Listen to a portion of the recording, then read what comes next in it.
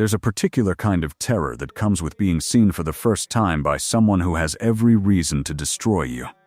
Not the quick, merciful kind of terror that ends in a moment, but the slow, drowning kind that makes you wonder if survival is worse than surrender. Sofia Castellano knew that terror intimately. She'd carried it in her chest like a stone ever since the night her brother made a choice that would cost her everything. What she hadn't anticipated was that terror could transform into something else entirely. Something that felt dangerously close to devotion, in the eyes of a man who was supposed to be her ruin.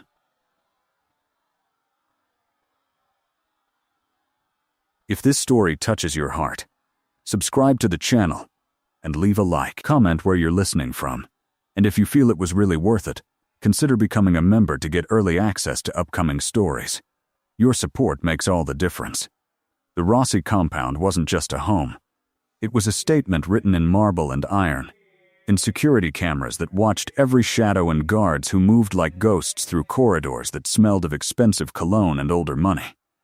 It sat in the industrial district like a fortress pretending to be a palace, surrounded by warehouses that laundered more than just the family's legitimate shipping business. Sofia had heard about this place her entire life, whispered about in her family's kitchen when her father thought she wasn't listening, cursed in her brother's drunken rages when the debt started piling up. She never imagined she'd see it from the inside. Never imagined she'd be brought here in the back of a black Mercedes with tinted windows so dark she couldn't tell if it was day or night, her hands trembling in her lap, her mind racing through every terrible possibility. Her brother Marco had stolen from Alessandro Rossi. Not money, though that would have been bad enough. He'd stolen information, names, routes, details about shipments that were supposed to remain invisible.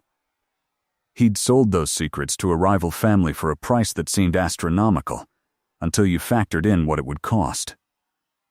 Alessandro Rossi didn't forgive theft. He didn't negotiate. He collected what was owed, and when the debtor couldn't pay, he took it in flesh. Marco had disappeared 3 days ago. Their father received a phone call that night, and Sofia watched all the color drain from his face as he listened to whatever was being said on the other end. When he hung up, he looked at her with eyes full of something she'd never seen before. Not love, not protectiveness, just calculation. "Pack a bag," he'd said. "You're leaving tonight." She didn't ask where. She already knew. The men who came for her were polite, almost gentle. They didn't touch her beyond what was necessary to guide her to the car. They didn't speak except to tell her to get in, to stay quiet, to keep her head down. The drive took 40 minutes, but it felt like hours. When they finally stopped and the door opened, Sofia stepped out into a courtyard lit by lanterns that cast long shadows across perfectly manicured gardens. Beautiful and grotesque at once, like everything in this world. A woman met her at the door, older, elegant, with silver hair pulled back in a severe bun and eyes that assessed Sofia with professional detachment. "My name is Carmela," she said. "I manage the household. Come with me." Sofia followed through hallways lined with art that belonged in museums, past rooms that gleamed with wealth she couldn't comprehend. Everything was beautiful. Everything was a cage. Her room was on the 3rd floor, at the end of a long corridor that seemed designed to make escape impossible. It was larger than her family's entire apartment, decorated in creams and golds, with a bed that could sleep 4 and windows that overlooked the gardens below. Bars on the windows, she noticed. Decorative, ornate, but bars nonetheless.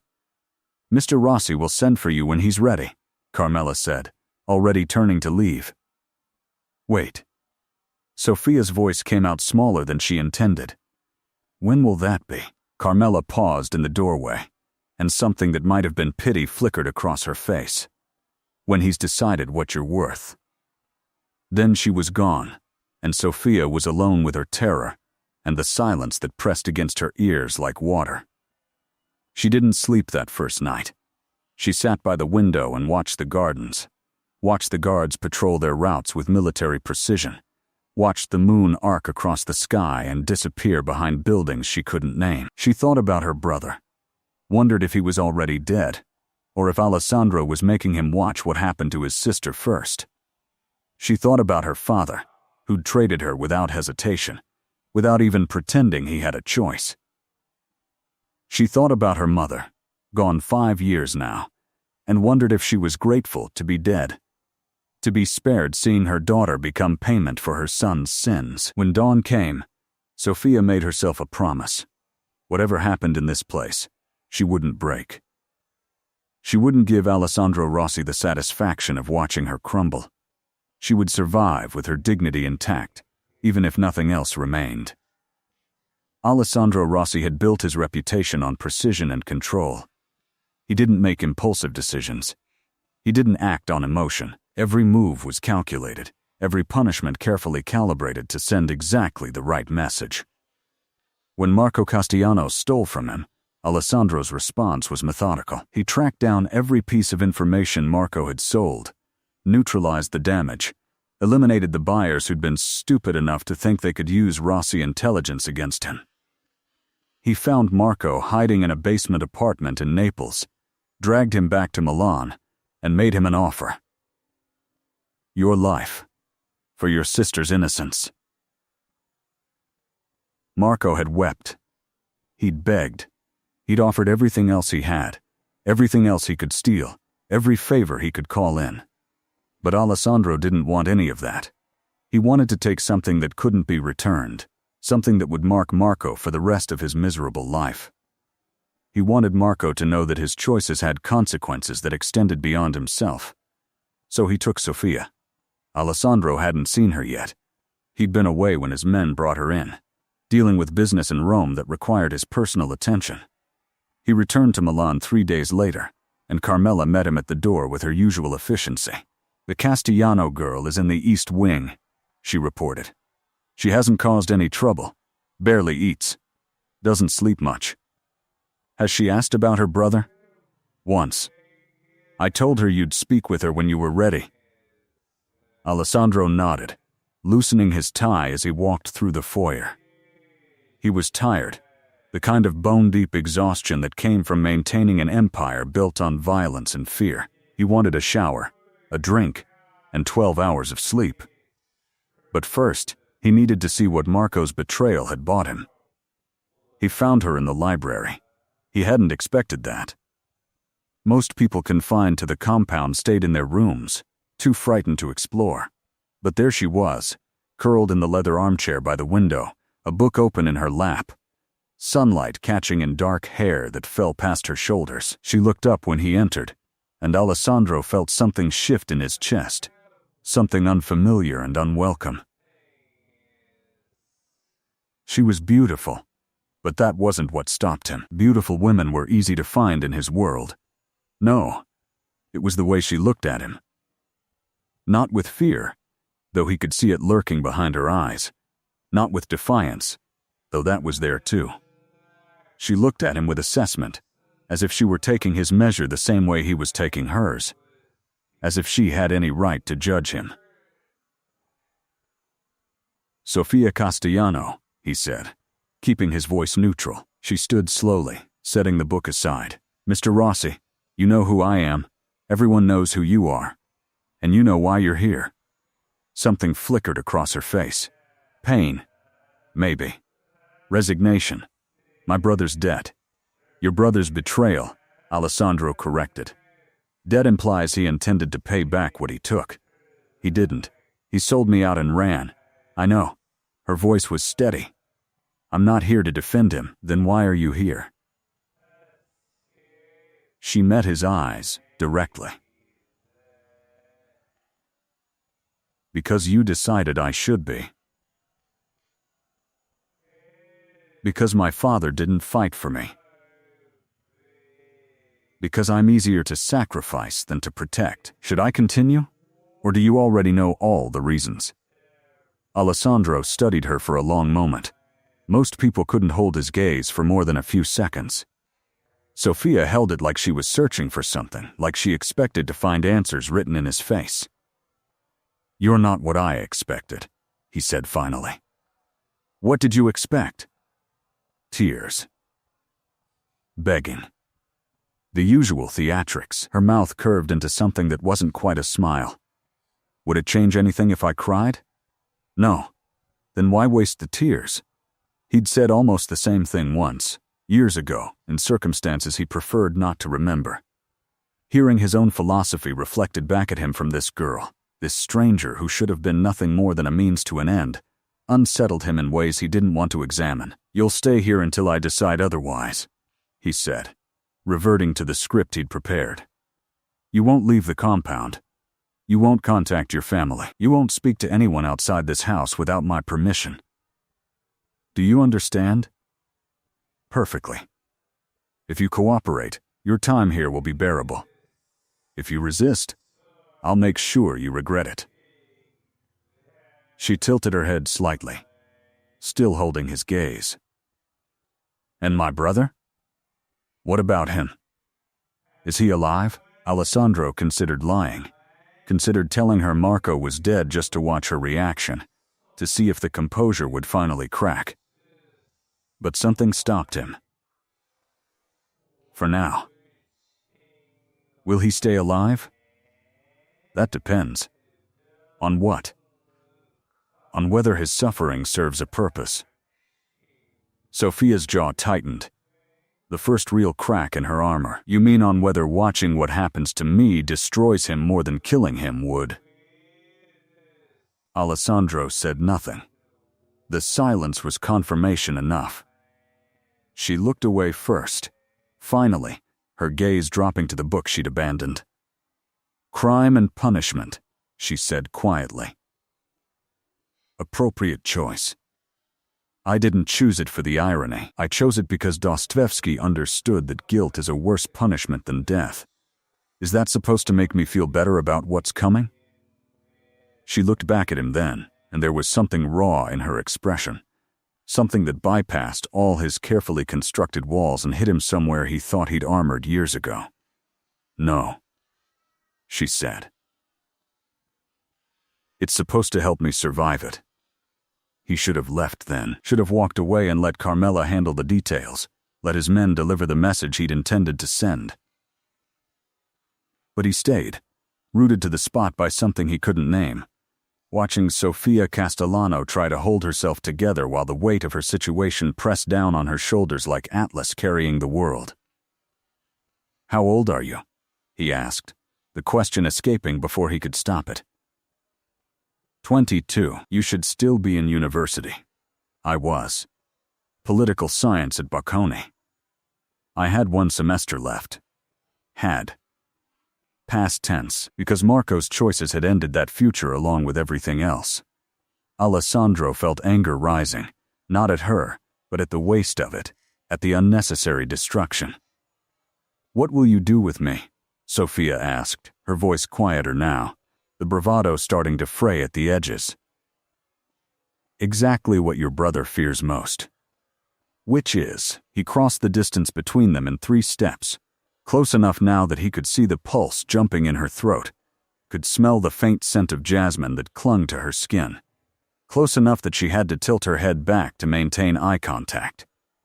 "I'm going to take what he should have protected," Alessandro said softly, watching her pupils dilate. "I'm going to make you mine in every way that matters, and then I'm going to make sure he knows exactly what his betrayal cost you." Sofia's breath hitched, but she didn't step back, didn't look away.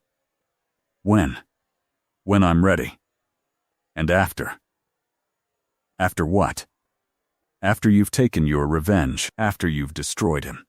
What happens to me then?" It was a good question, one Alessandro didn't have an answer for. He'd planned this far, planned the taking, the breaking, the message it would send. He hadn't planned beyond that. Hadn't considered that Sofia might still be a person he'd have to deal with once the point was made. "That depends on you," he said finally. "On whether you're still useful." Something crossed her face then, something that looked like hurt, and Alessandro felt a strange, unwelcome impulse to take the words back, to soften them, to offer her some kind of comfort. He crushed the impulse ruthlessly. Comfort was weakness. Empathy was liability. He'd built his empire by understanding that people were resources to be used, or obstacles to be removed. Nothing in between. Sofia Castellano was a resource. A tool for revenge. Nothing more. But when he walked away from her, leaving her standing in the library with Dostoevsky and her fear, Alessandro couldn't shake the image of her eyes, dark and deep, and somehow still defiant despite everything. He poured himself 3 fingers of whiskey in his office and drank it faster than he should have, trying to burn away the uncomfortable feeling lodged beneath his ribs. Carmela found him there an hour later. "Should I prepare the East Wing bedroom?" she asked carefully. She knew what he'd planned. The whole household knew. You didn't keep secrets in an organization like his. "Not yet," Alessandro said. "Sir?" I said not yet. Carmela nodded and withdrew, but not before Alessandro caught the flicker of something in her expression. Surprise, maybe. Or concern. He didn't care which. He needed time to think, to remember why he was doing this, to reconnect with the cold clarity that had guided every decision he'd made since taking over the family business at 23. Marco Castellano was being held in the basement, in one of the rooms they used for interrogations and persuasion.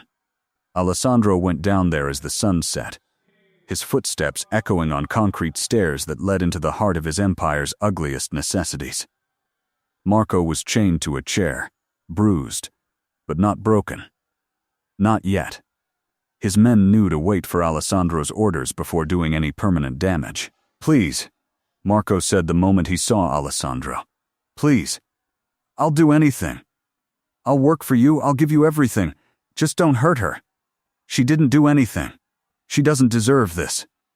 Alessandro pulled up a chair and sat down, studying the man who'd caused all this chaos.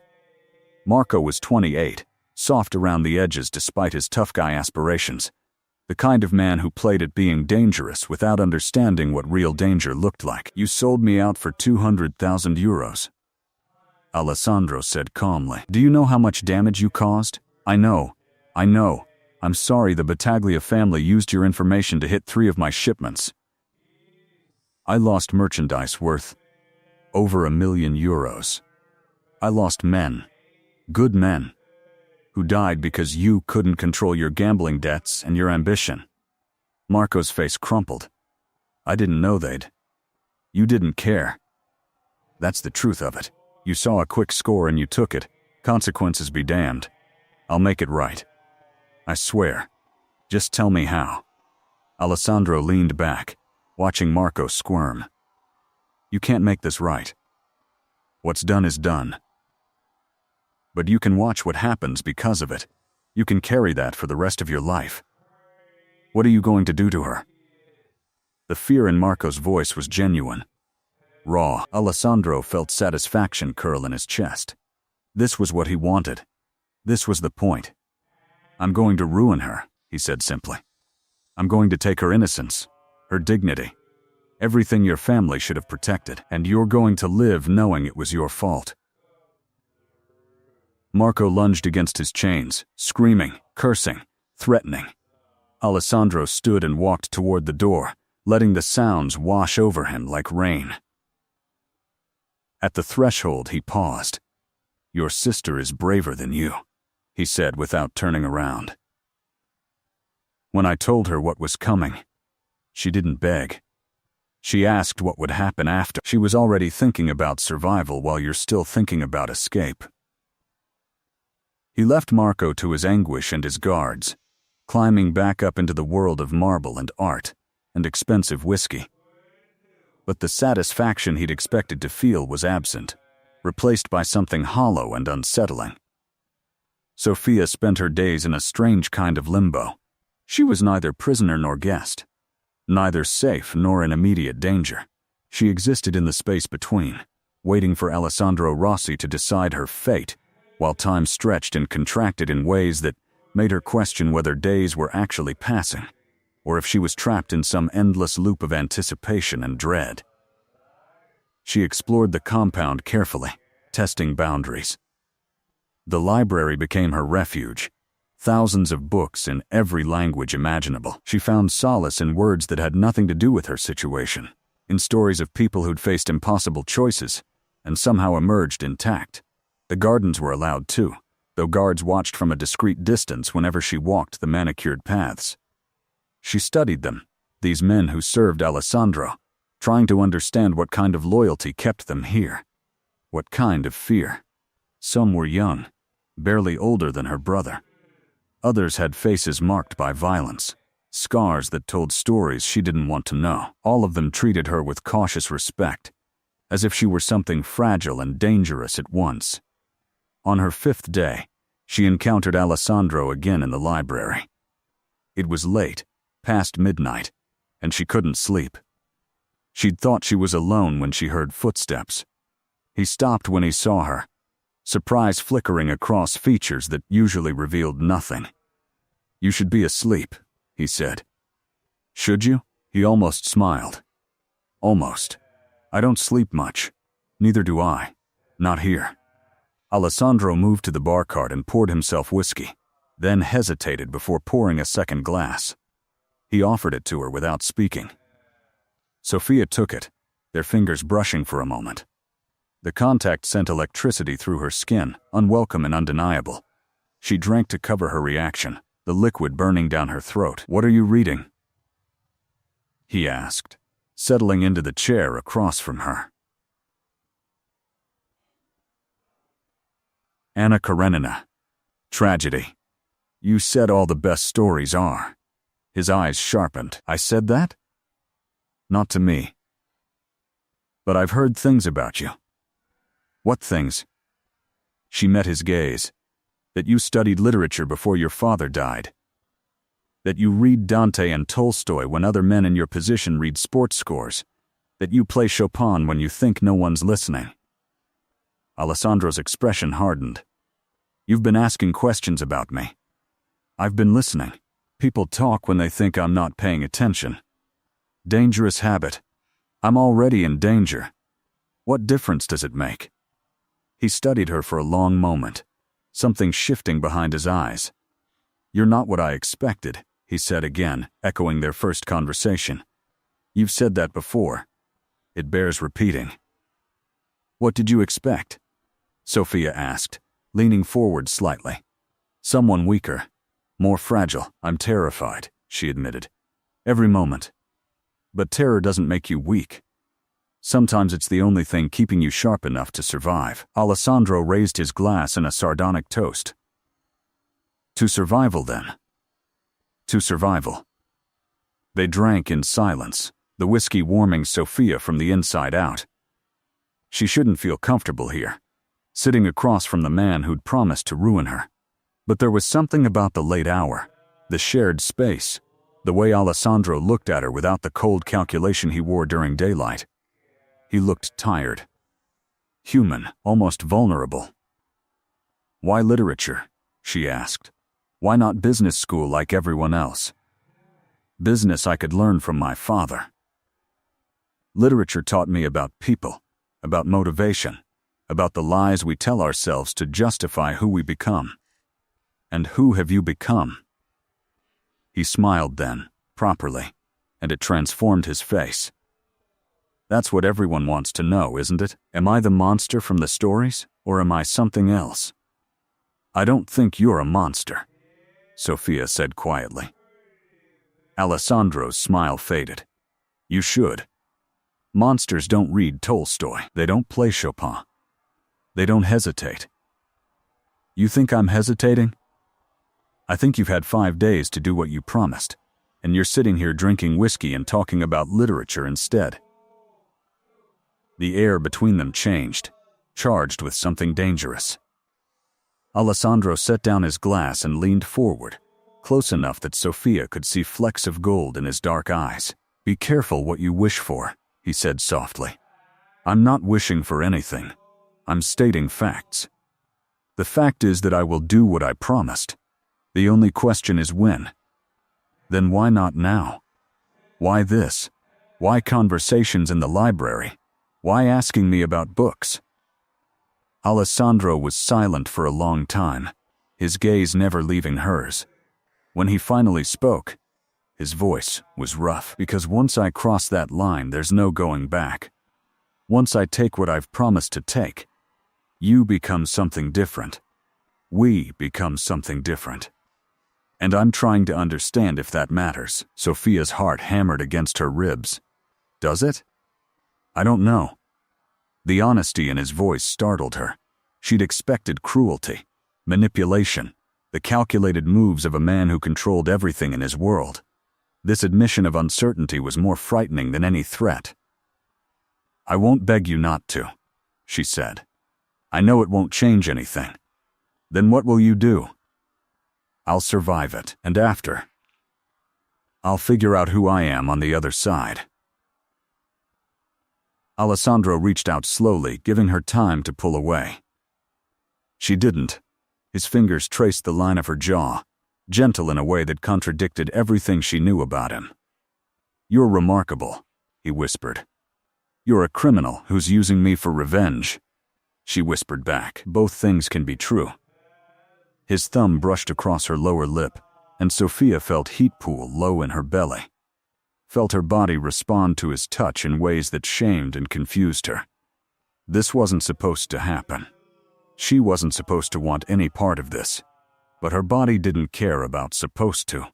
It only knew the warmth of his hand, the intensity of his gaze, the dangerous pull of a man who saw her as more than just a tool for vengeance. Alessandro pulled back abruptly, standing and putting distance between them. "Go to bed, Sophia."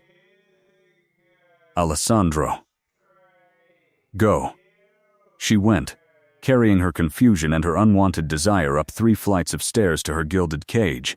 She didn't sleep that night either, her mind replaying every moment, every word, every touch, trying to understand how fear and attraction could exist in the same space, how she could hate what he represented while responding to who he might be underneath.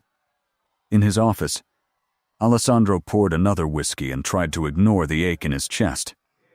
He'd planned this so carefully. Take the girl, break her, send Marco Castellano a message written in his sister's ruined innocence. Simple. Clear. Effective. But Sophia wasn't breaking. She was bending. Adapting. Surviving in ways that made his original plan feel hollow and cruel. And he was the one feeling broken, his carefully constructed walls developing cracks he didn't know how to repair. He thought about Marco in the basement, about the message he still needed to send, about the reputation he'd built on never backing down from a declared intention. He thought about Sophia's eyes when he touched her, the way she didn't pull away even though she had every reason to run. He thought about the fact that for the first time in his adult life, he had no idea what to do next.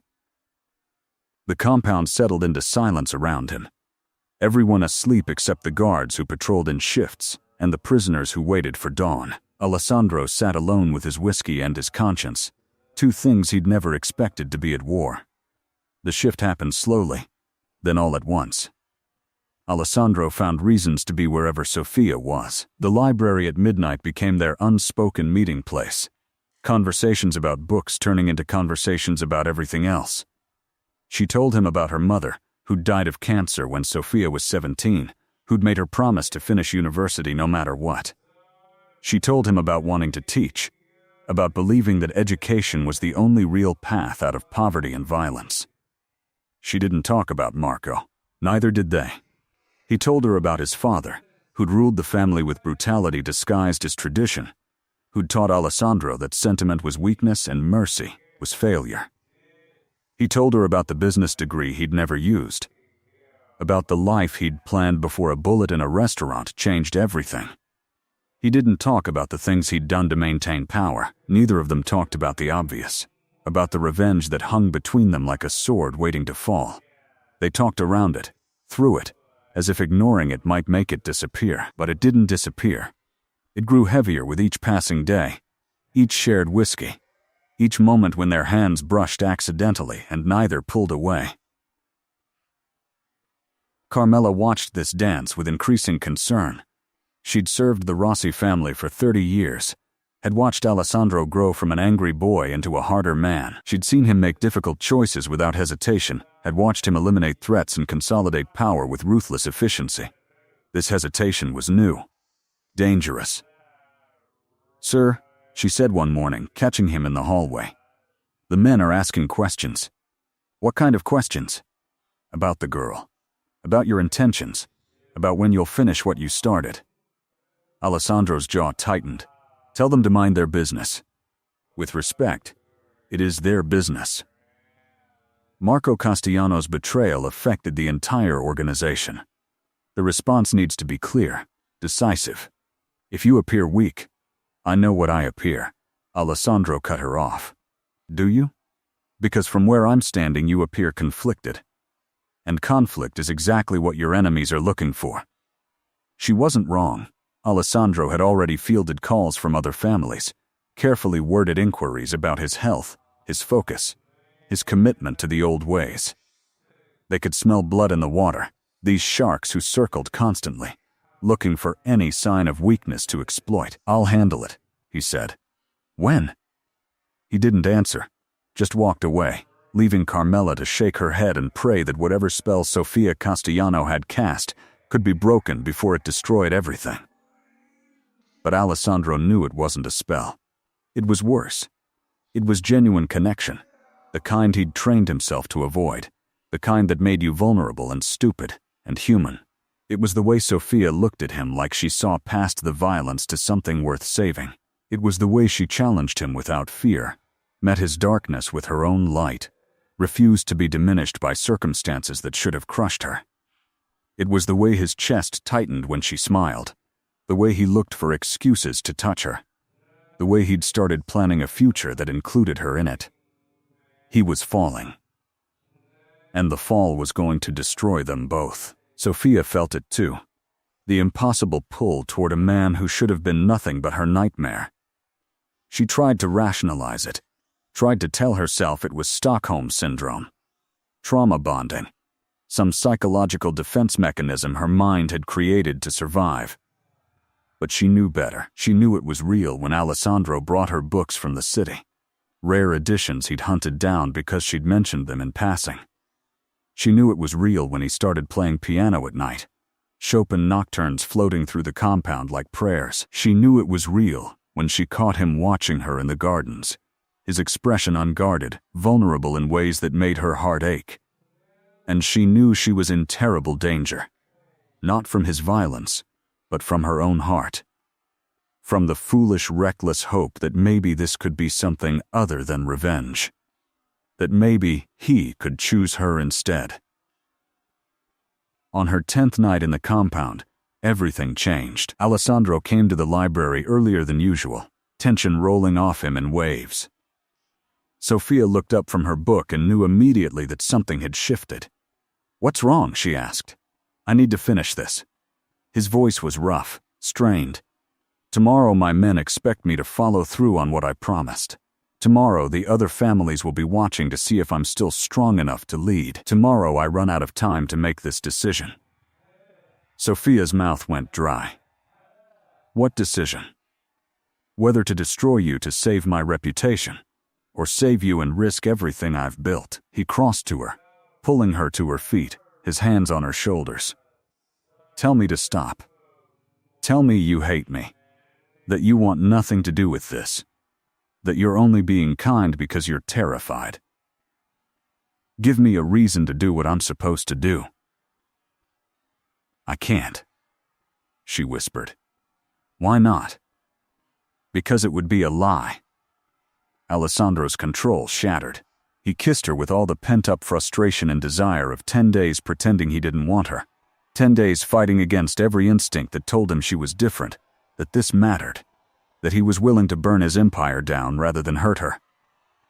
Sofia kissed him back with equal desperation, her hands fisting in his shirt, pulling him closer. This was madness. This was suicide. This was the only truth that mattered. When they finally broke apart, both breathing hard, Alessandro rested his forehead against hers. "I can't do it," he said. "I can't hurt you. Not for revenge, not for reputation, not for anything. Then don't. You don't understand what you're asking. If I don't follow through, I look weak. If I look weak, everything I've built comes apart. Other families will move against me. My own men might turn. I could lose it all. Sofia cupped his face in her hands. Then lose it. Choose me instead. It's not that simple. Yes, it is. Everything else is complicated. This is simple. Choose me. Alessandro closed his eyes, decades of conditioning warring with what his heart already knew. He'd been taught that power was everything, that sentiment was fatal, that you never let personal feelings interfere with business. But looking at Sofia, feeling the way she trembled in his arms, knowing that she was offering him something infinitely more valuable than power, he realized that everything he'd been taught was wrong. Power without purpose was empty. Strength without compassion was brittle. Empire without love was just elaborate loneliness. If I choose you, he said slowly, everything changes. I'd have to let your brother go. I'd have to find another way to maintain authority. I'd have to be willing to fight anyone who sees this as weakness. I know. You could still leave. I could send you away, give you money, make sure you're safe somewhere far from all this. Is that what you want? No. God help me. No. Sofia kissed him again, softer this time, a promise rather than desperation. Then stop giving me exits, and start giving me reasons to stay. Alessandro pulled back, studying her face like he was trying to memorize every detail. I'm still a criminal, Sofia. That doesn't change. I still run an empire built on things that would horrify you. I can't be the man you deserve. I'm not asking you to be perfect. I'm asking you to be honest, to choose me knowing exactly who I am and what I come with. And who are you? She smiled, sad and wise beyond her years. I'm the girl whose brother betrayed a mafia boss. I'm the girl who was given as payment for sins I didn't commit. I'm the girl who somehow fell in love with her captor and still doesn't understand how that's possible. I'm complicated and damaged and probably making the worst decision of my life, but I'm yours if you want me. The confession hung between them, brave and terrifying. Alessandro knew this was the moment. This was the choice that would define everything that came after. He could walk away, finish what he started, maintain his reputation and his power. Or he could step into the unknown, risk everything for a girl who saw past his monsters to whatever remained of his humanity. He chose her. Of course, he chose her. He'd been choosing her since the moment she looked at him in the library with defiance instead of fear, since the first time she challenged him to be better than his worst instincts. The execution of that choice, however, was considerably more complicated. Alessandro couldn't simply release Marco and pretend nothing had happened. The disrespect couldn't go unanswered without inviting chaos. But he could reshape the response, redirect it, turn revenge into something else entirely. He started by calling a meeting of his senior lieutenants, 8 men who'd served his father and now served him. Men who understood the old ways and expected them to be honored. They gathered in the conference room that overlooked the gardens, faces varying degrees of curious and concerned. Marco Castellano's betrayal cost us. Alessandro began without preamble. Money, merchandise, men. The debt is real and it needs to be addressed, but I've decided to handle it differently than originally planned. Luca Santoro, his second in command, leaned forward. How differently? The girl goes free, no conditions, no revenge. She's not part of this.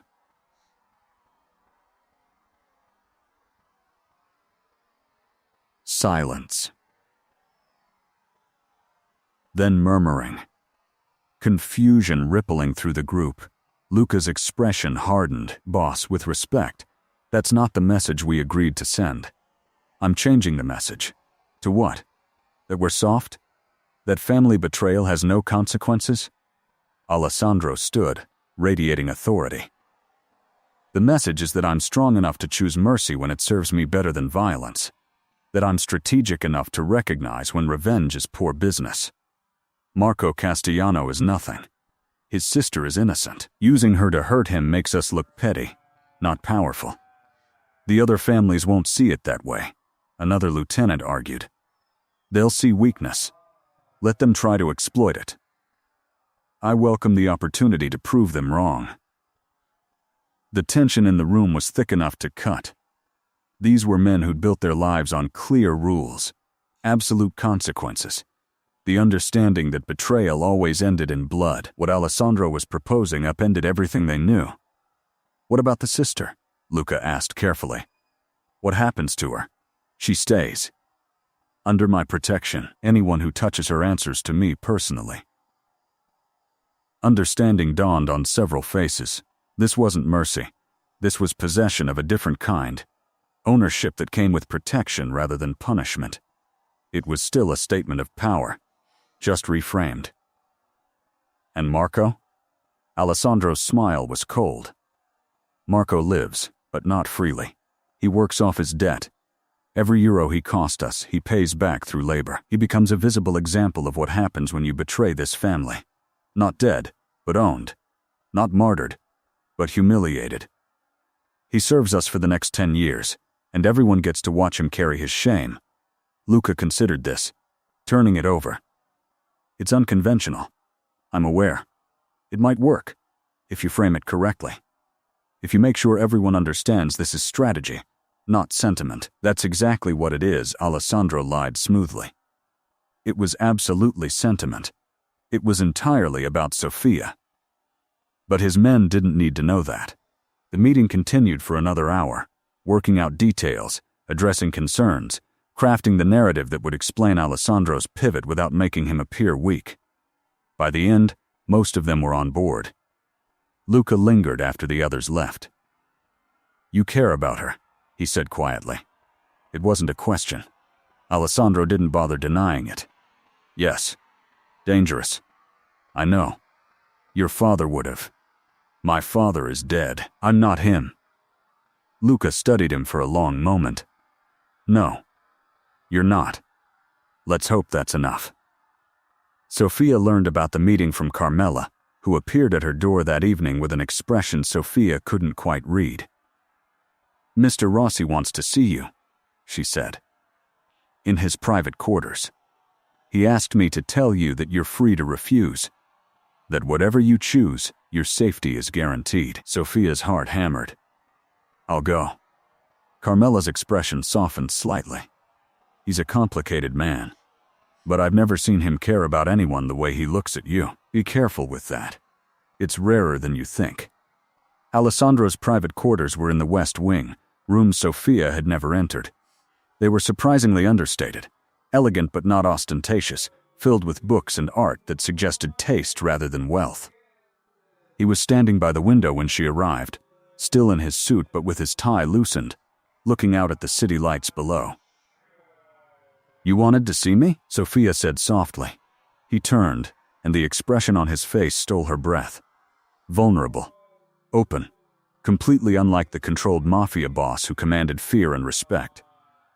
I met with my men today. I told them you're under my protection, that Marco will pay his debt through service, not through your suffering. Relief and something else.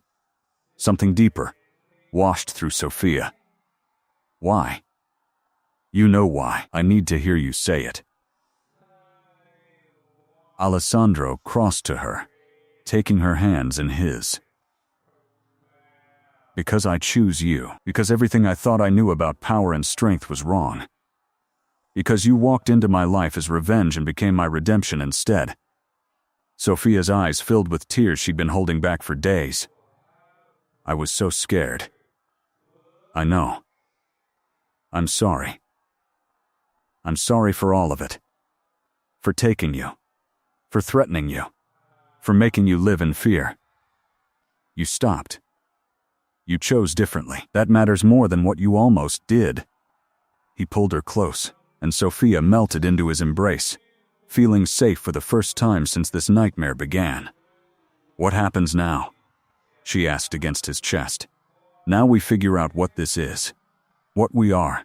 No revenge, no debt. Just two people trying to build something real out of impossible circumstances. Your world is dangerous. Yes. I could get hurt. I'll spend every day making sure you don't. You can't promise that. I can promise I'll try. I can promise you'll matter more than anything else. Sophia pulled back to look at him. I want to stay, not as a prisoner, not as payment, but as myself. Is that possible in your world? Alessandro's thumb brushed away a tear that had escaped down her cheek. I'll make it possible. I'll change whatever needs changing, build whatever needs building. Just stay. She kissed him then, and it was different from the desperate kiss in the library. This was a beginning instead of an ending, a promise instead of surrender. When they finally broke apart, Alessandro led her to the couch, pulling her down beside him.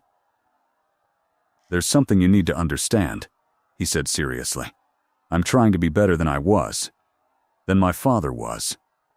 But I'm still part of this world. There will be violence. There will be difficult choices. There will be moments when you question whether you made the right decision staying with me. I know, and you still want this? Sophia took a breath, thinking about everything she was choosing, everything she was giving up. A normal life, safety, simplicity. The future she'd planned before Marco's betrayal changed everything. But she was also gaining something, someone who saw her completely, who'd been willing to risk his empire rather than hurt her, who looked at her like she was the most valuable thing he'd ever held. I still want this, she said firmly. I still want you. The news of Alessandro's decision rippled through the criminal underworld like a stone thrown into still water. Some saw it as strategic brilliance, a new approach to old problems. Others saw it as exactly what his lieutenants had feared, weakness disguised as innovation. The Battaglia family, still smarting from their failed power play, decided to test Alessandro's resolve. They hit one of his legitimate shipping operations. Nothing major but enough to send a message. They were watching. They were waiting for him to slip. Alessandro's response was swift and decisive. He tracked down the perpetrators, dismantled their operation, and sent their leader back to the Battaglias in pieces. The message was clear. Mercy for Sophia didn't mean mercy for everyone. He was still dangerous. Still someone you didn't cross. Sophia watched this unfold from a distance, seeing the man she was falling for navigate the brutal reality of his world. It scared her, but it also showed her that Alessandro was trying to find a balance, trying to be someone who could choose compassion without becoming a target. Marco was released from the basement after 2 weeks. He looked broken, defeated, years older than when he'd been brought in. Alessandro met with him privately, laying out the terms. 10 years of service. Complete loyalty. Absolute obedience. Any deviation, any hint of further betrayal, and the mercy ended. Marco agreed because he had no choice, but also because Alessandro made him watch a video. Sophia, alive and well, walking through the gardens, reading in the library. Safe. Untouched. Your sister survived because she's stronger than you, Alessandro told him coldly. Don't make me regret letting you both live. Marco wept. Alessandro felt nothing. Whatever sympathy he might have had for the man who'd caused all this had evaporated in the face of what he'd almost done, what he'd almost taken from Sophia because of Marco's stupidity. Seeing his sister was the greatest mercy Marco would receive. Alessandro made sure he understood that. Sophia asked to see Marco once before he was sent away to begin his service. Alessandro arranged it in the garden, supervised but private enough for them to speak. They stood awkwardly. Two siblings who'd never been particularly close, now separated by an ocean of consequence. I'm sorry, Marco said finally. That's not enough. It will never be enough. But I'm sorry. Sophia studied him, this man-child who'd traded her future for a quick score, who'd never once considered that his choices might cost someone else everything. She felt anger. She felt pity. Mostly she felt tired. I survived, she said quietly. Not because of you, but despite you. He didn't hurt you? He didn't. But that was his choice, not yours. You sold me expecting the worst, and not caring. Marco's face crumpled. I was desperate. We were all desperate. I was desperate when Mama died and you gambled away her life insurance. When Papa lost his job and you made it worse. Desperation isn't an excuse for betrayal. Can you ever forgive me? Sophia considered the question honestly. Maybe. Someday. But not now. Now I need you to disappear into whatever work Alessandro has for you, and let me build a life that has nothing to do with your choices. With him? You're staying with him? Yes. He's a criminal, Sophia. A killer. You can't. I can. She interrupted firmly. And I am. You don't get to have opinions about my choices after you took all my choices away. Marco looked like he wanted to argue, but something in Sophia's expression stopped him. He nodded miserably and turned to leave. At the gate, he paused. For what it's worth, I'm glad you survived. I'm glad he chose not to destroy you. Sophia didn't respond. She watched him walk away, feeling the weight of their shared past lifting slightly with each step. He was gone, and she was free to become whoever she chose to be next. Alessandro found her in the garden an hour later, sitting on a bench surrounded by roses that bloomed despite the late season. How was it? He asked, settling beside her.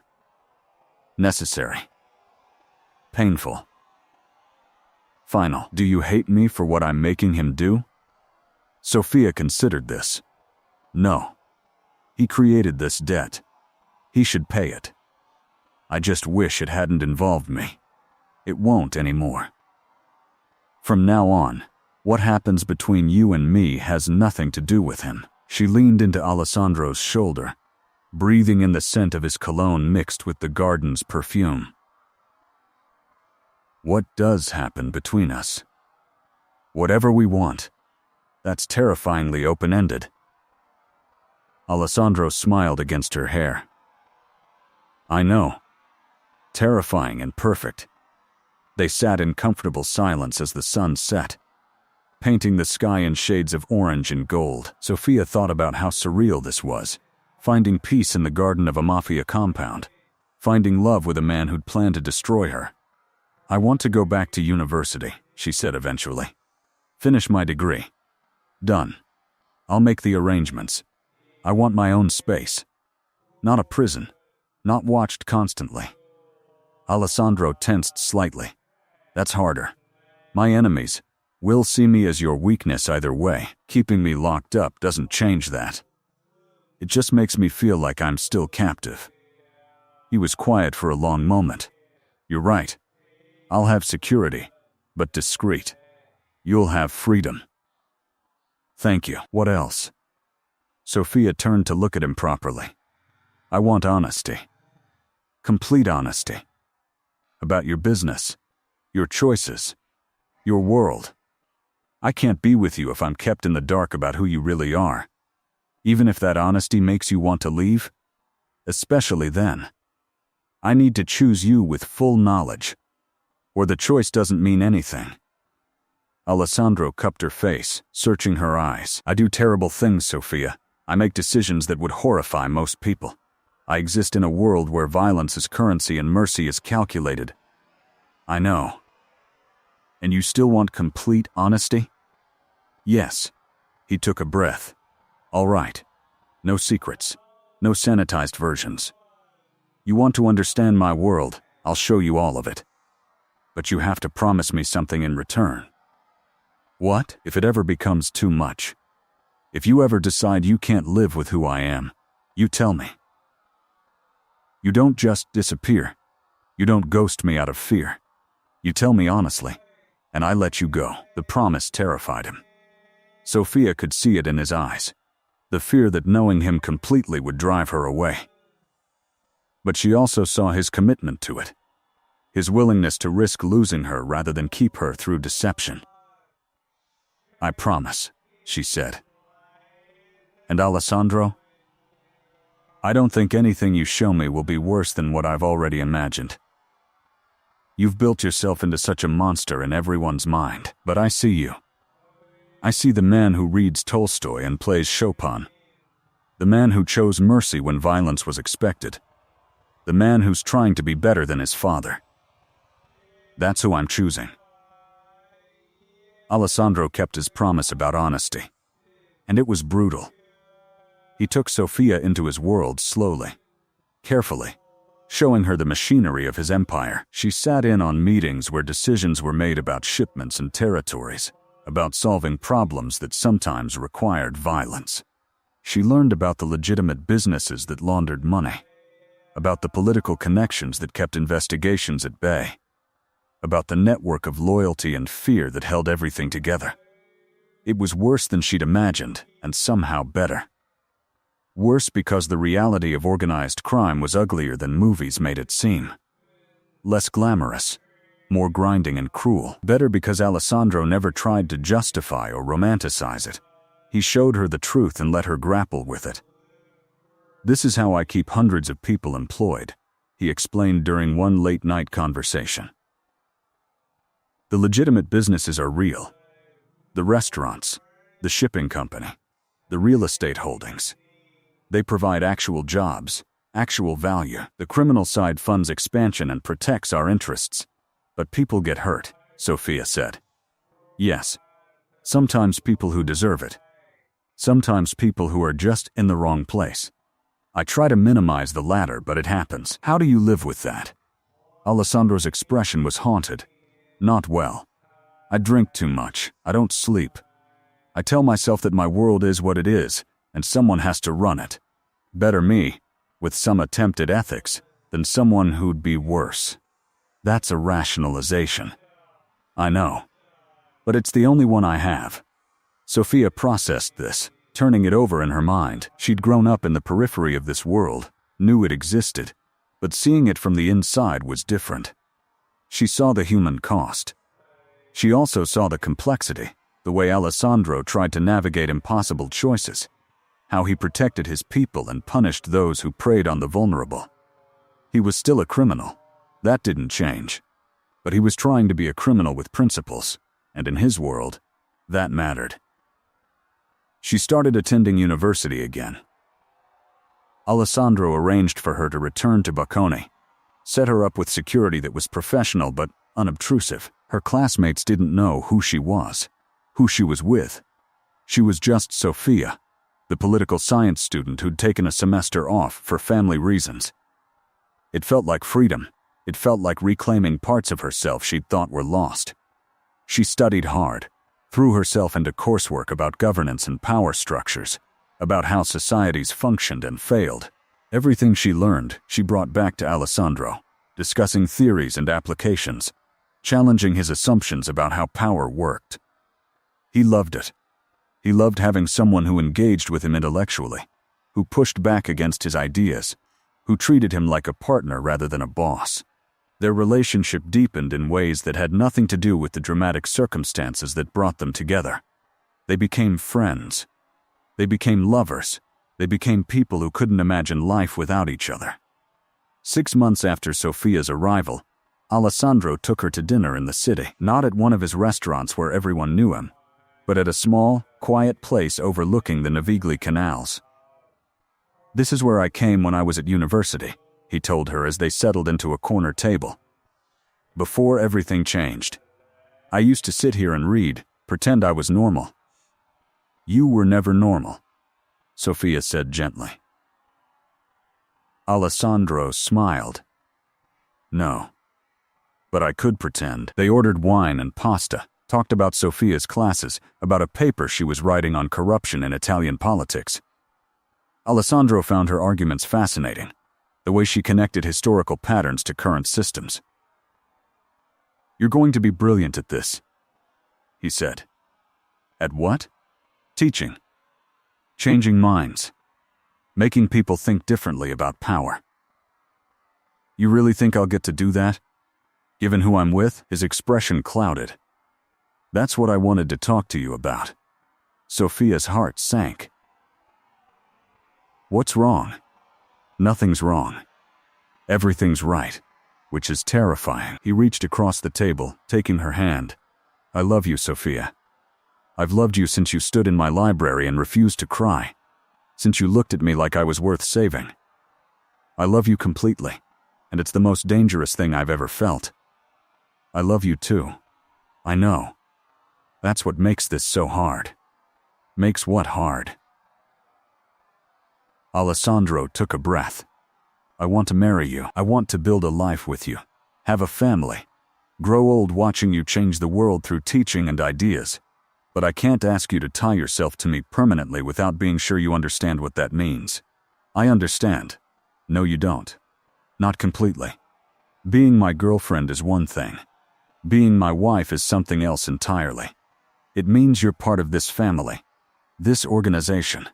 It means your children will carry the Rossi name and everything that comes with it. It means you can never fully escape this world. Sophia absorbed this, the weight of what he was saying. Are you asking me to marry you? I'm asking if you would even consider it. If the idea of being permanently connected to me and my world is something you could live with. She studied his face, seeing the vulnerability there, the fear that she'd say no, that she'd realize what she was signing up for and run. Alessandro, I've been living with you for 6 months. I've seen your world. I've sat in on meetings where violence was discussed like logistics. I've met your lieutenants, your rivals, the people who fear and respect you. I know exactly who you are. And I choose you. Not despite your world, but with full understanding of it. I choose you because you're trying to be better. Because you value my mind as much as my body. Because you look at me like I'm the best thing that ever happened to you. Because you're teaching me that power doesn't have to be purely destructive. Alessandro's eyes shone. You'd marry me?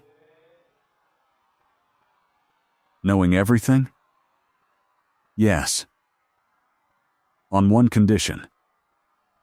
Anything. We do it my way. Not a mafia wedding with 500 people you barely know. Something small, intimate, real. Just us and the people who actually matter. He laughed, the sound full of relief and joy. Done. Whatever you want. And I keep going to university. I finish my degree, I teach. I have my own life alongside yours. Absolutely. And our children, if we have them, they get to choose. They don't get forced into your world if they don't want it. This was harder. Alessandro's expression tightened. Sophia, they'll be Rossis. That comes with expectations, which they can choose to meet or not. Promise me, Alessandro. Promise me they'll have the freedom I didn't have, the freedom Marco took from me. He was quiet for a long time, warring with generations of tradition that said sons inherited the family business without question. But looking at Sophia, seeing the fierce protectiveness already in her eyes for children they hadn't even conceived yet, he knew she was right. I promise, he said finally. Our children choose their own paths. Sophia squeezed his hand. Then yes, I'll marry you. Alessandro stood, pulling her up and kissing her properly, not caring about the other diners or the attention. When they finally broke apart, both smiling, he said, I don't have a ring yet. I don't need one tonight. Tonight, I just need you. They left the restaurant and drove back to the compound, but it didn't feel like a fortress anymore. It felt like home. They made love that night with new urgency, new meaning, the understanding that they were building something permanent coloring every touch. Afterward, lying tangled together, Sophia traced patterns on Alessandro's chest. Tell me something, she said softly. Anything. Do you ever regret not going through with it? With the revenge? Alessandro was quiet, thinking about the man he'd been when Sophia arrived, the cold calculation that had defined every choice. No. Never. That path would have destroyed us both. This, what we have now, is worth more than any revenge. Even though it cost you respect? Made some people think you're weak? Let them think what they want. I know the truth. Choosing you was the strongest thing I've ever done. Sophia kissed his shoulder. I used to think strength meant never showing vulnerability, never admitting fear or doubt. What do you think now? I think real strength is choosing vulnerability with the right person. Being honest even when it's terrifying. Building something beautiful in ugly circumstances. You're wise beyond your years, future Mrs. Rossi. She laughed. Don't call me that yet. I'm not married to you. Soon. Soon, she agreed, feeling the promise settle into her bones like a vow. They married 3 months later in the private chapel on the compound grounds. Not the grand cathedral wedding Alessandro's position would have warranted, but something intimate and real. 30 people attended, Carmela, who cried through the entire ceremony. Luca and the senior lieutenants who'd come to respect Sophia's influence on Alessandro. Sophia's father, sober for once, weeping with what might have been guilt or relief. Marco wasn't there. Some bridges were better left burned. Sophia wore a simple ivory dress. No veil, no pretense. Alessandro wore a dark suit that made his eyes look almost black. When they exchanged vows, they wrote their own, speaking truths that made several guests uncomfortable in their honesty. I promise to choose you every day, Alessandro said, his voice rough with emotion, to be worthy of the trust you've placed in me, to build a life that honors who you are, not who I needed you to be. Sophia's response was equally raw. I promise to see all of you, the darkness and the light, to challenge you when you need it, support you always, to build something beautiful with you out of the broken pieces we started with. When they kissed as husband and wife, the chapel erupted in applause. Carmela dabbed at her eyes. Luca nodded approvingly. Sophia's father looked stunned, like he couldn't quite believe his daughter had transformed catastrophe into triumph. The reception was held in the gardens, string lights and flowers transforming the space into something magical. There was music and dancing, wine that flowed freely, toasts that ranged from heartfelt to ribald. Alessandro held Sophia close as they danced to a Chopin waltz he'd learned to play for her, his fingers remembering the keys even as his feet navigated the steps. Happy? He murmured against her hair. Impossibly happy. You? Terrified and ecstatic in equal measure. Why terrified? Because I love you so much it could destroy me. Because you've become the center of everything. And if I lost you... Sophia pulled back to look at him. You won't lose me. I'm here. I chose this. Chose you. Chose us. The fear in his eyes didn't completely fade, but it softened. I know. I'm just not used to having something this valuable to protect. Then we protect each other. That's what partners do. They danced until the moon was high and most of the guests had drifted away, leaving just the two of them swaying to music only they could hear. Later, in Alessandro's rooms, now their rooms, they consummated the marriage with a tenderness that took Sophia's breath away. This was different from the passion they'd shared before. This was sacred, deliberate, each touch a promise renewed. When Alessandro finally entered her, Sophia gasped not from pain, but from the overwhelming sense of rightness, of two people becoming one in the most fundamental way possible. Alessandro moved slowly, watching her face, reading every expression. Okay? He whispered. Perfect. She breathed. You're perfect. They made love like they had all the time in the world, building pleasure gradually, learning each other's bodies in this new context of permanent commitment. When Sophia climaxed, Alessandro's name a prayer on her lips, he followed seconds later, burying his face in her neck and trembling with the intensity of it.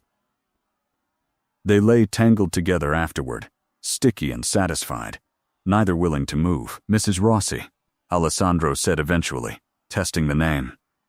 Mrs. Rossi, Sophia repeated, letting it settle. It sounds strange. Bad strange? Good strange. Like I'm someone completely new. You are. We both are. It was true.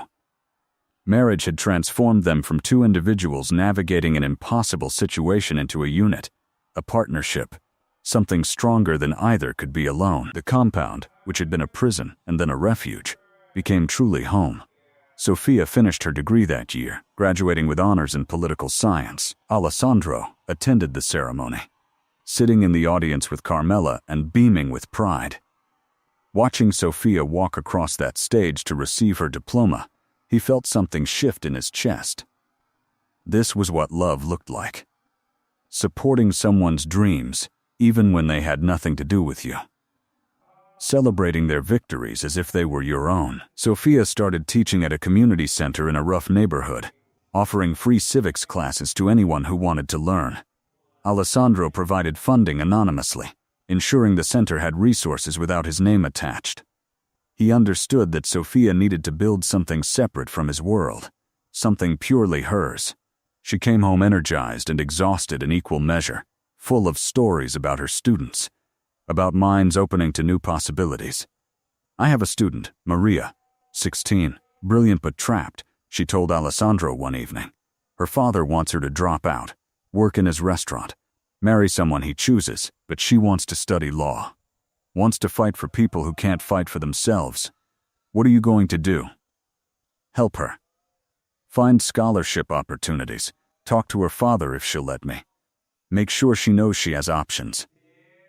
Alessandro smiled. You're going to change lives doing this. I hope so. It feels important in a way nothing else has. It is important. More important than anything in my world. Sophia kissed him. Your world keeps people employed and food on tables. My world helps them imagine better futures. Both matter. It was this balance that defined their marriage. Alessandro managing his empire with increasing focus on legitimate businesses, slowly divesting from the most violent aspects of the family operations. Sophia teaching and advocating and planting seeds of change one mind at a time. They supported each other's work, advised each other, challenged each other to be better. A year into their marriage, Sophia discovered she was pregnant. The news sent Alessandro into a spiral of joy and terror. He immediately increased security, hired the best doctors, made plans to transform an entire wing of the compound into a nursery. Sophia watched his frantic preparations with amused exasperation. You know women have been having babies for millennia, right? Without state-of-the-art nurseries and round-the-clock medical staff. Not my baby. Not my wife. She softened at that, seeing the fear underneath the control. What are you really afraid of? Alessandro sat down heavily, looking suddenly vulnerable. I'm afraid I don't know how to be a father. My father was brutal, cold, taught me that emotion was weakness. What if I'm the same? What if I damage our child just by being who I am?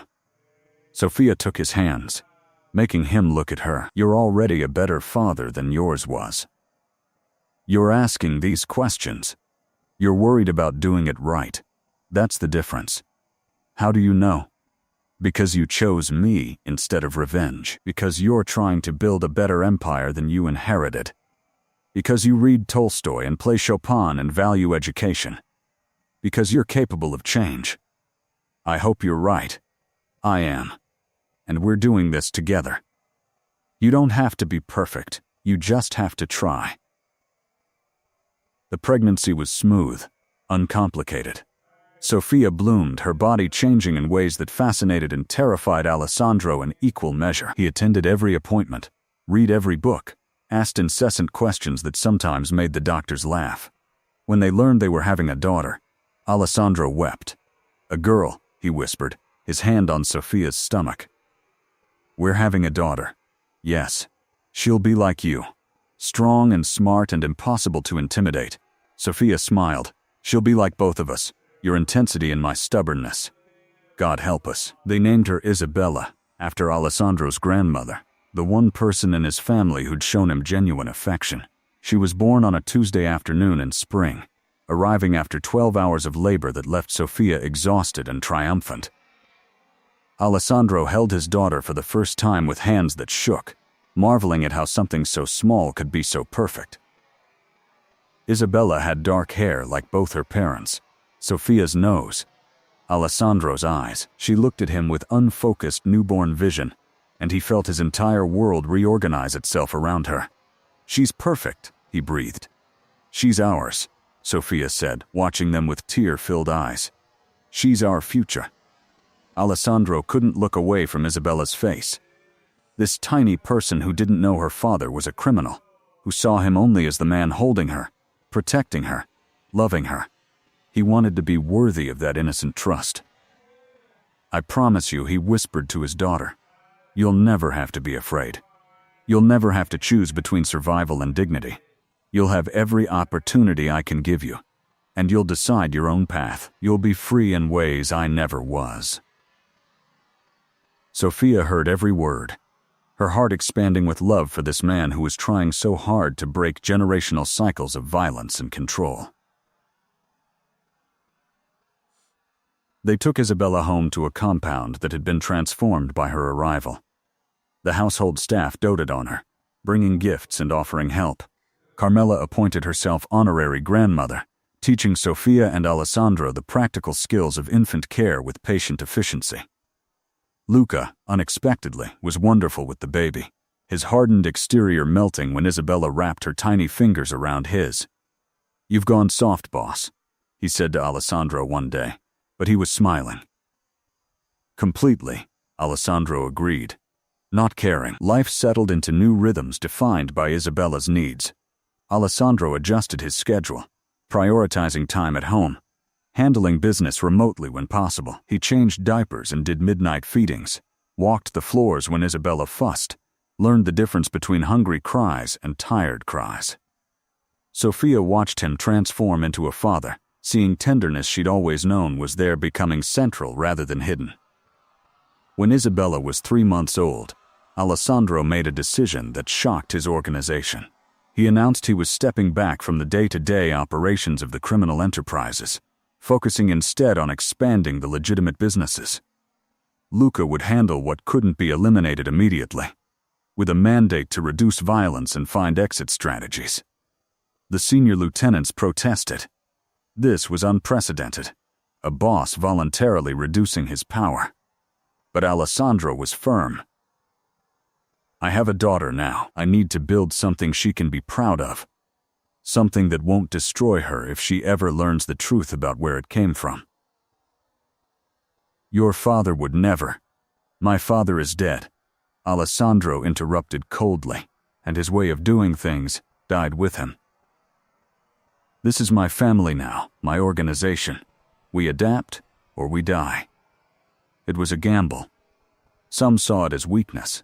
Others saw it as evolution. Alessandro didn't care which. He was building a legacy that wouldn't drown his daughter in blood.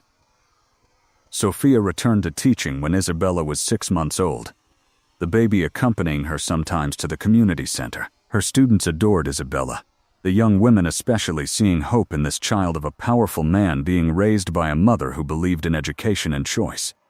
Maria, the 16-year-old who'd wanted to study law, was now 17 and had won a full scholarship to university. She babysat Isabella sometimes, studying in the Rossi library while the baby napped, living proof that circumstances didn't have to define destinies. "You saved my life," Maria told Sofia one evening. "I gave you information. You saved your own life. You believed in me when no one else did. That matters more than information." Sofia thought about Alessandro, who'd believed in her capacity to survive and transform. "Yes," she said quietly. "It does." Isabella's first birthday was celebrated with the same intimate approach as their wedding. Close friends, chosen family, people who genuinely cared rather than obligatory guests. Alessandro had arranged for a small orchestra to play in the garden, Chopin and Mozart floating through the spring air. Isabella took her first wobbly steps that day, letting go of Sofia's hands and stumbling toward Alessandro with determination and zero coordination. He caught her, lifting her high and laughing with pure joy. "Did you see that?" She walked. "I saw," Sophia said, capturing the moment with her phone. "Our daughter is unstoppable. She gets that from you. She gets it from both of us." They sat together later, watching Isabella demolish her first birthday cake with enthusiastic messiness, and Alessandro felt something he'd never expected to feel: complete contentment. This was enough. This was everything. "What are you thinking?" Sophia asked, leaning against his shoulder. "I'm thinking about the man I was 3 years ago, who planned to destroy you to punish your brother, who thought power and fear were the only currencies that mattered. And now? Now I think love is the only currency that matters. Everything else is just noise." Sophia kissed his cheek. "You've become a philosopher in your old age. I'm 31. Ancient," she teased. He pulled her close, watching their daughter play with wrapping paper she found more interesting than her actual gifts. "Thank you for seeing something worth saving in me. For being brave enough to stay. Thank you for choosing to be saved. For being brave enough to change." They sat in their garden, surrounded by people they loved, watching their daughter discover the world, and felt the weight of their shared history transform into something lighter. The past didn't disappear. Marco was still working off his debt, a constant reminder of betrayal and consequence. Alessandro's criminal empire still existed, though diminished and reformed. The violence that had defined his world for so long still touched the edges of their lives. But at the center was this: a family built from impossible circumstances. Love that had survived every reason to fail. A future being shaped by choice, rather than destiny. That night, after Isabella was asleep and the guests had departed, Alessandro found Sophia in the library. She was reading Anna Karenina again, the same book she'd been holding the first night they truly talked. "Why do you keep returning to that one?" he asked. "Because I understand it differently now. The first time I read it, I thought it was about how love destroys. Now I think it's about how love transforms. How we're all trying to reconcile who we are with who we want to be." Alessandro sat beside her, taking the book and setting it aside. "Have you reconciled it? Who you are with who you wanted to be?" Sophia considered this honestly. "I thought I wanted to be a teacher who changed policy through traditional advocacy. I am a teacher. I do advocate. But I'm also a mafia wife who loves a criminal and is raising our daughter in a compound surrounded by guards. It's not what I imagined. Do you regret it?" "No. Never. I just had to expand my definition of who I could be." Alessandro cupped her face, looking at her with the same intensity he'd had 3 years ago, but softer now, tempered by trust and time. "You are extraordinary. You know that, right? You took the worst situation and found a way not just to survive, but to thrive. To love. To build something beautiful. We built it together. You did just as much transforming as I did. We saved each other. Yes." They made love in the library that night, on the same couch where they'd shared their first real conversation, where Alessandro had first allowed himself to feel something other than revenge.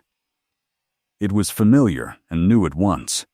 Bodies that knew each other intimately still finding new ways to connect. Afterward, wrapped together in Alessandro's suit jacket because neither wanted to move enough to find actual blankets, Sophia said, "Tell me something you've never told me before."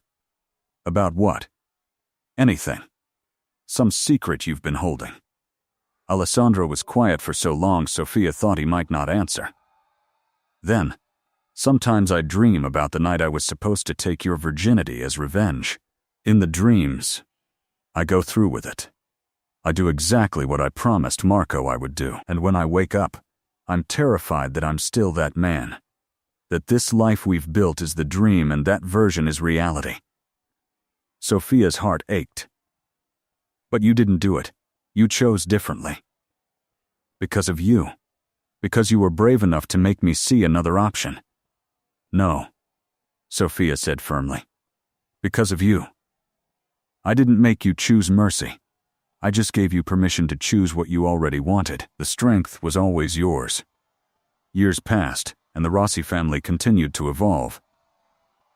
Isabella grew into a bright, curious child who asked impossible questions and refused to accept simple answers.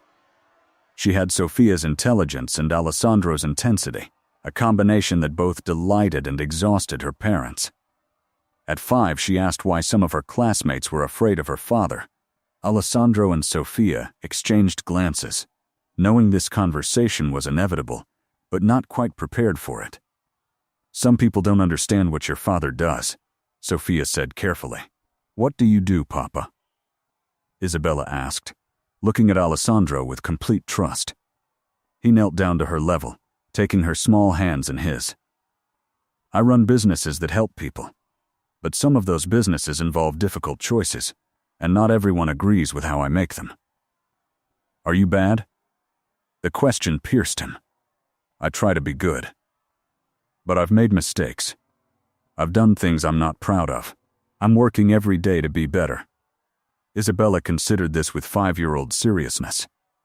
Mama says everyone makes mistakes. She says what matters is if you try to fix them. Your mama is very wise. Are you fixing your mistakes? I'm trying. Every single day. Isabella hugged him fiercely. Then you're not bad.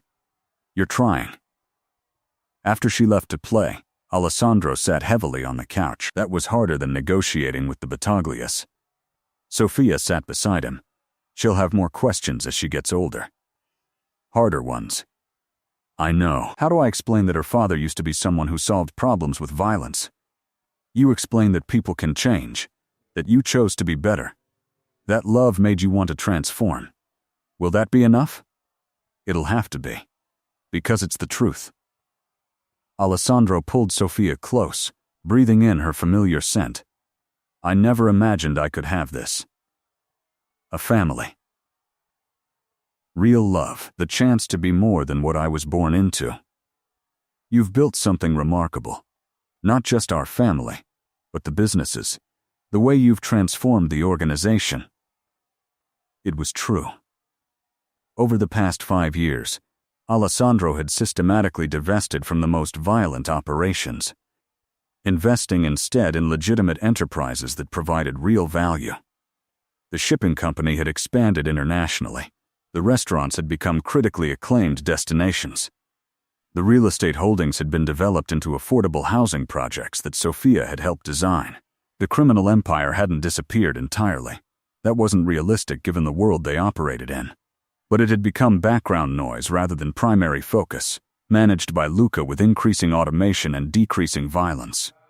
Alessandro's reputation had shifted too. He was still feared, still respected, but now as a businessman who'd successfully transitioned out of traditional organized crime rather than a purely violent enforcer. Sophia's teaching had expanded as well. What had started as community center classes had grown into a full nonprofit organization focused on civic education and advocacy.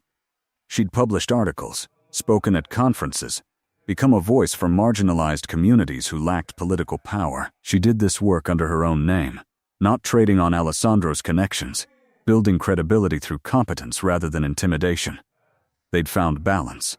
It wasn't perfect. There were still moments when Alessandro's past threatened their present, when old enemies surfaced or new rivals tested his resolve. There were still moral compromises Sophia struggled with, knowing that some of their wealth came from sources she couldn't publicly defend. But they navigated these challenges together, with honesty and commitment, refusing to let the imperfect destroy the good. When Isabella was 7, Sophia discovered she was pregnant again. This time the news came with less terror and more joy, both of them confident in their ability to raise children in this complicated world they'd built. A sibling for Isabella, Alessandro said wonderfully, his hand on Sophia's still flat stomach. She's going to be insufferable about this. She's already insufferable, Sophia laughed. She gets that from you. She absolutely gets that from you. Their son, Marco Alessandro, was born on a winter morning, 8 months later. Alessandro had fought the name initially. Old wounds from Marco Castellano's betrayal still raw despite the years. But Sofia had been insistent. Your brother-in-law made terrible choices. But he's also Isabella's uncle. He's family, however complicated. Naming our son Marco isn't about forgiveness. It's about refusing to let bitterness define us. Alessandro understood her logic even if he didn't entirely agree, but he trusted Sofia's wisdom about these things, her ability to transform pain into meaning. Marco was different from Isabella. Where she had been intense and demanding, he was gentle and observant. Where she had asked constant questions, he watched and absorbed silently. Alessandro worried initially that something was wrong, that his son was too quiet, but Sofia recognized it for what it was. He's processing, learning. He'll speak when he has something to say. She was right. Marco's first full sentence at 18 months was, "Isabella, books go on shelf, not floor." His sister had stared at him in shock before immediately arguing the point. Alessandro and Sofia had laughed until they cried.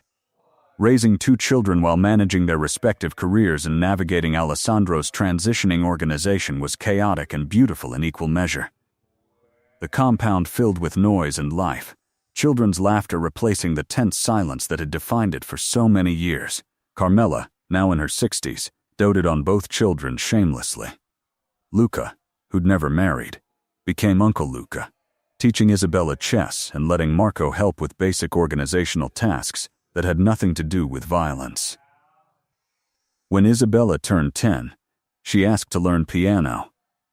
Alessandro had kept his playing private over the years, something he did late at night when everyone else was asleep. But Isabella had heard him, had been curious about the music floating through the compound. He taught her, patient with her mistakes, delighted by her progress. She had natural talent, but more importantly, she had passion. She practiced obsessively, determined to master pieces that should have been beyond her skill level. "She's like you," Sofia observed one evening, watching father and daughter work through a particularly difficult Chopin etude. "Stubborn and perfectionistic? Driven. When you commit to something, you give it everything. She does the same. Is that good or bad?" "Both, like everything else about our family." Alessandro smiled, pulling Sofia onto his lap. "We did make something good here, didn't we, despite everything? We made something extraordinary. 2 extraordinary children. A life that defies easy categorization. Love that survived impossible odds. I still think about it sometimes. The night I was supposed to destroy you." "Alessandro, no. Listen, I think about it because I need to remember how close I came to the biggest mistake of my life. How close I came to being exactly what everyone expected instead of choosing to be better. You saved me, Sofia. Not from the world, but from myself." She kissed him softly. "Then we saved each other. Because you showed me that people can transform, that choices matter more than circumstances, that love is worth fighting for even when it seems impossible." They sat together watching their children, Isabella practicing piano with fierce concentration, Marco building an elaborate structure from blocks with methodical precision. This was their legacy. Not power, or fear, or the criminal empire that Alessandro had inherited and systematically dismantled, but these children who would grow up knowing they had choices, knowing they were loved unconditionally, knowing that their parents had built something beautiful from broken pieces. "Do you ever regret it?" Sofia asked quietly. "The life you could have had if you'd stayed traditional, if you hadn't chosen to change?" Alessandro considered this honestly. "Sometimes I wonder. If I'd maintained the old ways, I'd have more power, more respect from certain quarters, less criticism from rivals who see my transformation as weakness. But I wouldn't have this. Wouldn't have you. Wouldn't have them. Wouldn't have peace, and no amount of power is worth that trade." It was the truth they'd both learned through the years.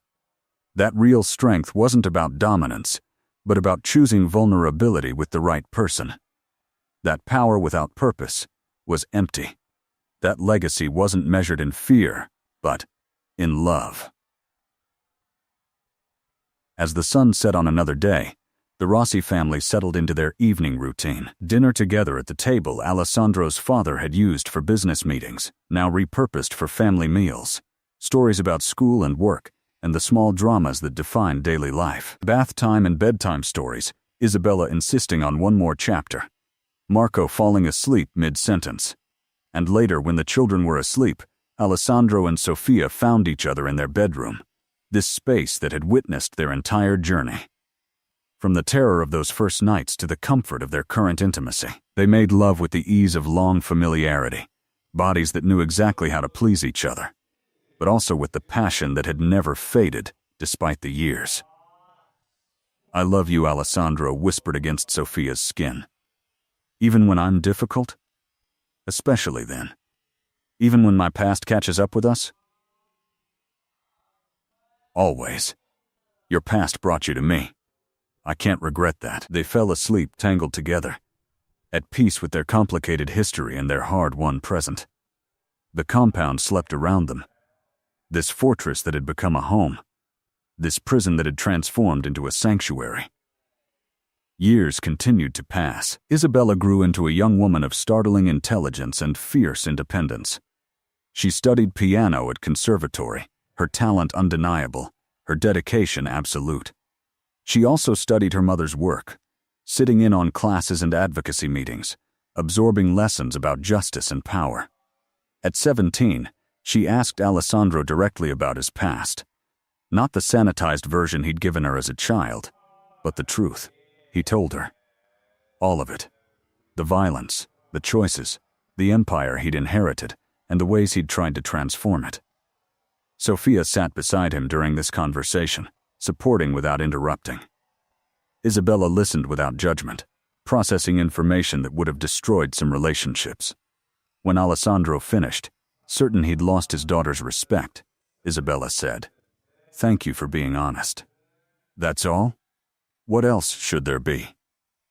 You made choices I don't agree with. You also chose to change. You built something better. That matters. I don't deserve your forgiveness. Good thing I'm not asking if you deserve it. I'm giving it anyway." She was so much like Sofia in that moment, offering grace Alessandro hadn't earned but desperately needed. He wept, and Isabella held him. This reversal of parent-child roles both painful and healing.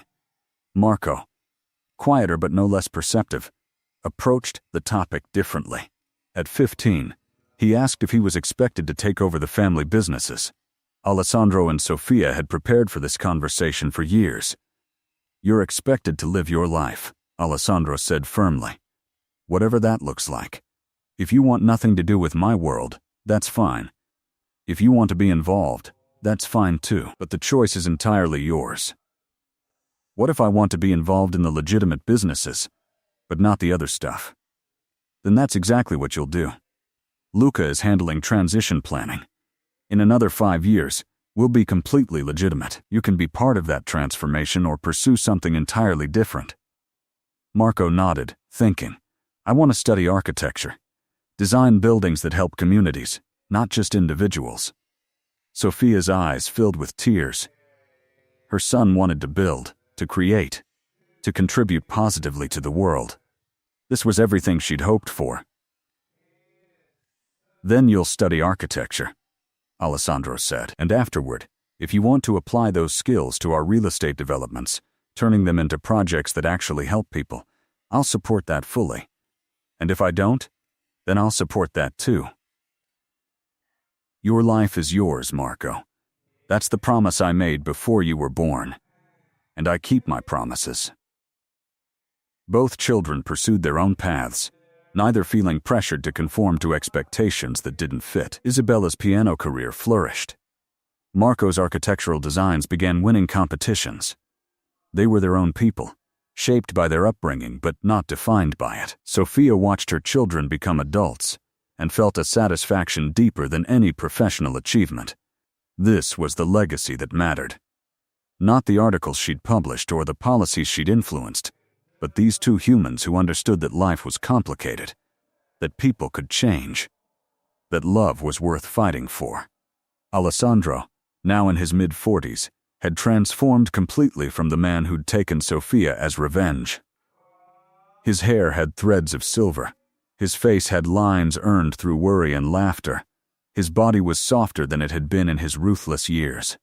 He was still powerful, still commanded respect, but the power came from wisdom and business acumen rather than fear and violence. The Rossi Empire was entirely legitimate now. A transformation that had taken 15 years but was finally complete. The last criminal operation had been closed down 2 years ago. Luca retiring with a generous pension, and Alessandro's gratitude for helping manage the transition. They'd made it. Against all odds, against every expectation, they'd built something good. On their 20th wedding anniversary, Alessandro took Sofia back to the small restaurant where he'd proposed. It looked exactly the same, still overlooking the Navigli canals, still serving the same perfect pasta. 20 years, Sofia said, raising her wine glass. Who would have thought? You thought it. I hoped. I didn't know. You knew. You saw something in me worth saving before I saw it myself. Sofia smiled, the expression both sad and joyful. We saved each other. How many times do I have to remind you? At least 1,000 more. I'm stubborn. I've noticed. They ate and talked and remembered, the conversation flowing as easily as it had in those late-night library sessions 2 decades ago. Do you ever think about what your life would have been if Marco hadn't stolen from me? Alessandro asked. If none of this had happened? Sometimes. I'd probably be teaching at a university somewhere, married to someone safe and boring, living a conventional life. Do you wish? No, Sofia interrupted firmly. Never. That life would have been fine. This life is extraordinary. I chose extraordinary. Even with all the complications, all the moral compromises, especially with those. Easy choices don't teach you anything. We've built something meaningful precisely because it was hard. Alessandro reached across the table, taking her hand. I love you more now than I did the day we married. That's because you actually know me now. Wedding day love is hope and promise. This is earned love. Tested love. Love that survived everything trying to destroy it. Earned love, Alessandro repeated. I like that. They returned home to find both children waiting, a surprise party arranged with close friends and family. Carmela, now elderly but still sharp, presided over the celebration with the authority of a matriarch. Luca, retired but visiting frequently, toasted to the couple who'd defied every expectation. Isabella played Chopin for them, a nocturne Alessandro had taught her years ago, now performed with professional mastery. Marco presented architectural drawings of a community center he was designing, dedicated to Sofia's nonprofit. To 20 more years, Isabella toasted, raising her glass. To forever, Marco added quietly. Alessandro and Sofia stood in their garden, surrounded by people they loved, and felt the weight of their journey. From that first terrified night to this moment of celebration. From revenge and captivity to love and partnership. From broken individuals to a family that proved transformation was possible. Thank you, Alessandro whispered to Sofia as the party continued around them. For what? For staying. For believing. For making me better than I was. Thank you for choosing to be better.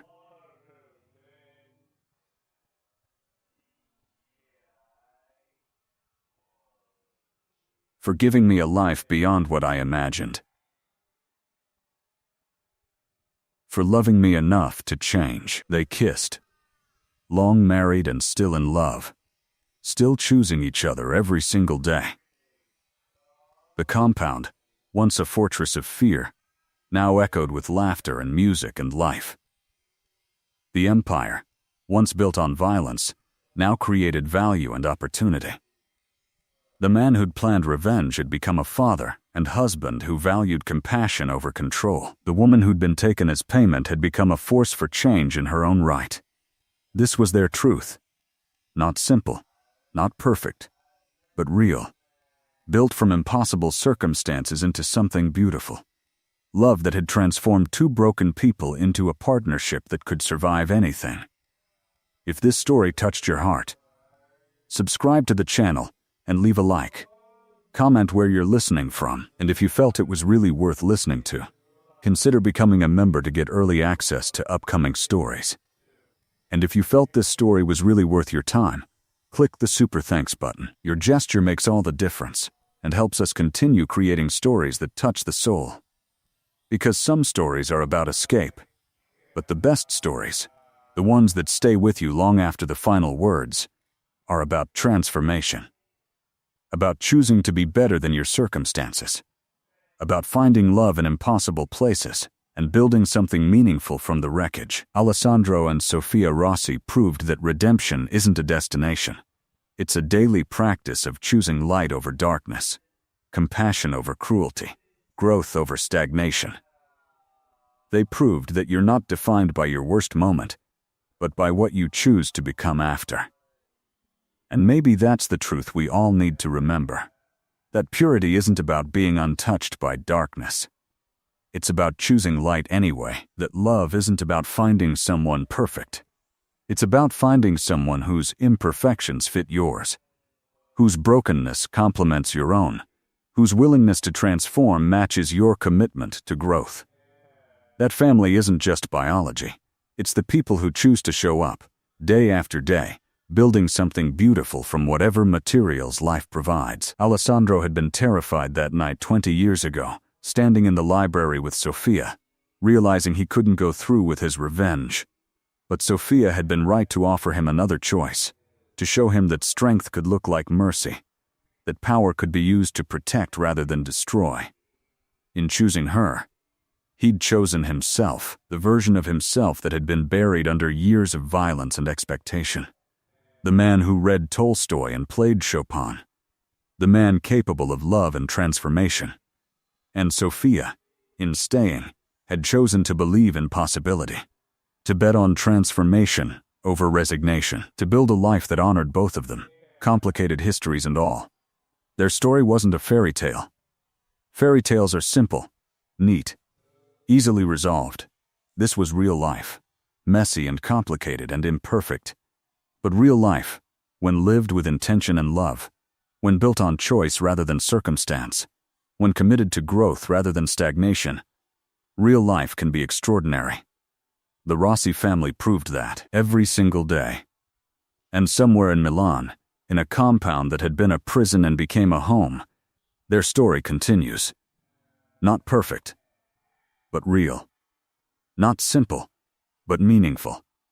Not what anyone expected, but exactly what they chose to build. Together,